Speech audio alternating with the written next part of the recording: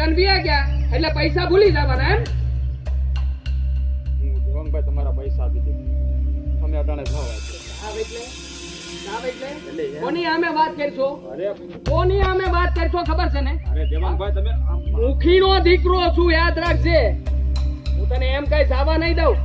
અને અમે હાલથી જો દાડિયા નથી આવ્યો ને મારી ઘેરે આવી મારા ઘરની અંદર જે કઈ પણ સામાન છે ને એ અંતોય સામાન ઘરની બહાર ફેંકી દે.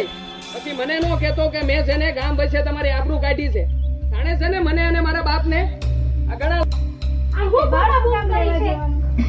હું છે લ્યો અધૂરું હતું તો માતાજી આવી ગયા. બોલો શું કેવું છે તમારે? સલાહ શિખામણ દેવાની હશે ને કઈ?